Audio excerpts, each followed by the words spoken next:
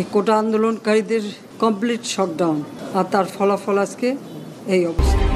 শেখ হাসিনা লাইভে এসে ভাষণ দেবেন এমন ঘোষণার পর আবারও উত্তাল রাজনীতির মাঠ। ক্ষমতাচ্যুত হওয়ার 6 মাস পর আজ রাত 9টায় তিনি লাইভে এসে ভাষণ দিবেন বলে ঘোষণা দিয়েছে আওয়ামী লীগ। দলটির এই ঘোষণার পর বৈষম্য বিরোধী ছাত্র আন্দোলনের পক্ষ থেকে তা প্রতিহত করার কঠোর হুঁশিয়ারি দিয়েছে।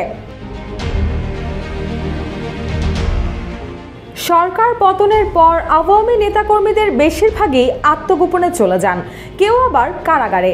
তবে এমন খবর প্রচারের পর নেতাকর্মীদের মধ্যে দেখা যায় উত্তেজনা।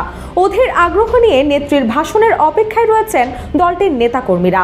ফেসবুকের মাধ্যমে শেখ হাসিনার এই ভাষণ প্রচারিত হবে।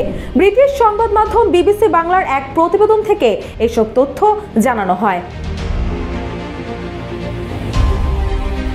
গুঞ্জন উঠেছে শেখ হাসিনার লাইভ প্রচারে বাধা সৃষ্টির জন্য রাতে ইন্টারনেট সংযোগ ও বিদ্যুৎ সংযোগ বন্ধ থাকতে পারে। যমুনা রাইস কুকারে আছে 3-in-1 function. Jamuna rice cooker, smart রান্নায় আধুনিক জীবন। তবে এ বিষয়ের কোনো সত্যতা পাওয়া যায়নি।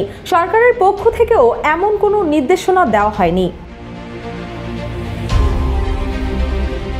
বিবিসির প্রতিবেদন থেকে জানা যায়, ছাত্র জনতার অভ্যুত্থানে শেখ হাসিনা সরকার পতনের 6 মাস পূর্ণ হচ্ছে বুধবার।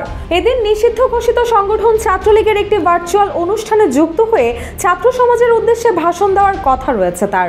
বিবিসির ওই প্রতিবেদনে বলা হয়, বৃহস্পতিবার রাত 9টায় দায় মুক্তির শিরোনামে আরেকটি লাইভ অনুষ্ঠানে যুক্ত হয়ে নেতাকর্মীদের দুঃখ দুর্দশার কথা শুনবেন সাবেক এই প্রধানমন্ত্রী। এদিকে শেখ হাসিনার বক্তব্য প্রচারের সুযোগ দেওয়াকে বাংলাদেশের ফ্যাসিবাদ বিরোধী জনগণের বিরুদ্ধে ভারতের যুদ্ধ হিসেবে দেখেন বলে জানিয়েছেন বৈষম্য বিরোধী ছাত্র আন্দোলনের আহ্বায়ক হাসনাত আব্দুল্লাহ।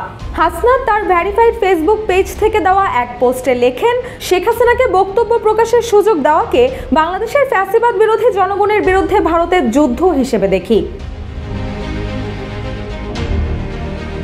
ছাত্র জনতার আন্দোলনের মুখে 5 আগস্ট আওয়ামী লীগ সরকার পতনের পর ভারতে চলে যান শেখ হাসিনা। প্রথম দিকে বেশ কিছুদিন নীরব থাকলেও পরবর্তী সময়ে বিভিন্ন জায়গার দলীয় নেতাকর্মীদের সঙ্গে ভার্চুয়াল যোগাযোগ রাখতে দেখা গেছে তাকে। রুশা সুর, জয় জয় দিন।